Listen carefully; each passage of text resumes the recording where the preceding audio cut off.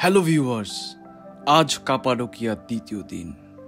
আজ রবিবার নয়, চলে আসলাম আমরা আমাদের হট এয়ার বেলুনস রাইড নিতে, যেটার জন্য আমরা সারা রাত অধীর আগ্রহে ওয়েট করেছি এবং ভোরে ভোরে এখানে চলে এসেছি। দেখতেই পাচ্ছেন বেলুনটা রেডি করছে, সকাল 4টা বাজে অলরেডি। হ্যাঁ, সো আপনারা যদি কাপাডোকিয়া যান অবশ্যই হট এয়ার বেলুন রাইডটা ট্রাই করবেন।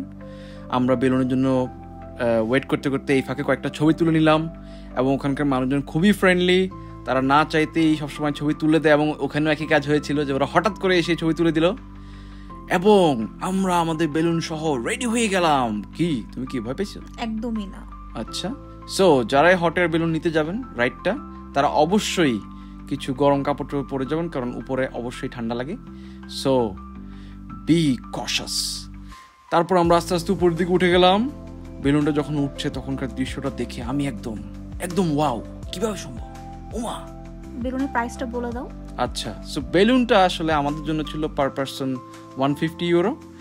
আপনারা যদি আগে বুক করেন তাহলে প্রাইসটা কম পড়ে। সো এটা ভেরি ইম্পর্টেন্ট যে আপনারা কাপাডোকিয়া যাওয়ার আগেই অনলাইন থেকে বা হোটেলের থ্রুতে বেলুন রাইডটা বুক করে নেবেন। আমরা হোটেলের থ্রুতে বুক করেছিলাম এবং এই কারণে আমাদের কিছু কম পড়েছিল যেহেতু আমরা আগে বুক করেছি, এবং সব কিছু ওই কোম্পানির দায়িত্বে থাকে, ওরা এসে আপনাকে হোটেল থেকে নিয়ে যায় এবং শেষ হওয়ার পরে আপনাকে আবার দিয়েও যায় হোটেলে।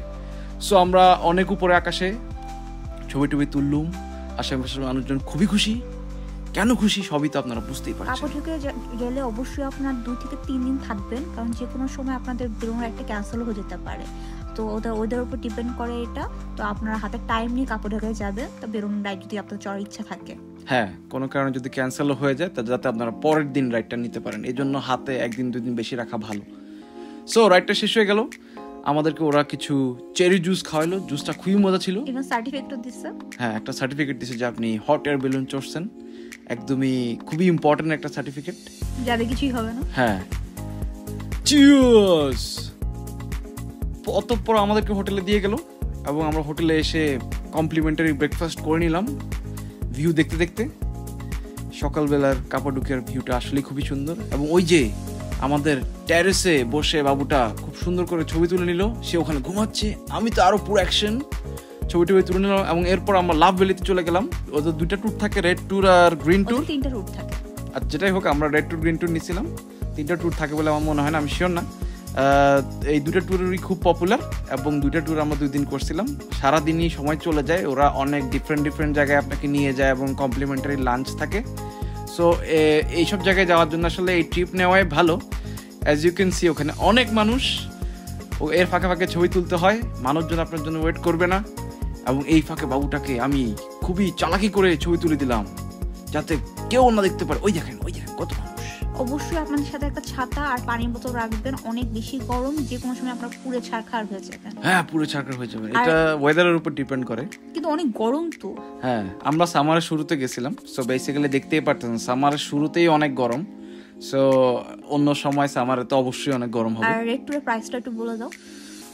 আমার এক্সাক্ট প্রাইস মনে নেই, আমার যতদূর মনে পড়ে around 50 to 60 euro per person. আমরা এটাও হোটেলের থ্রুতে বুক করছিলাম। এটা আমরা অনেক আগে থেকে বুক করি নাই, কিন্তু যাওয়ার 1 সপ্তাহের মধ্যে আমাদের হোটেল এটা অলরেডি আমাদের জন্য প্রিপেয়ার করে ফেলছিল বা বুক করে ফেলছিল। সো এটাও একটু আগে থেকে বুক করে রাখাই ভালো।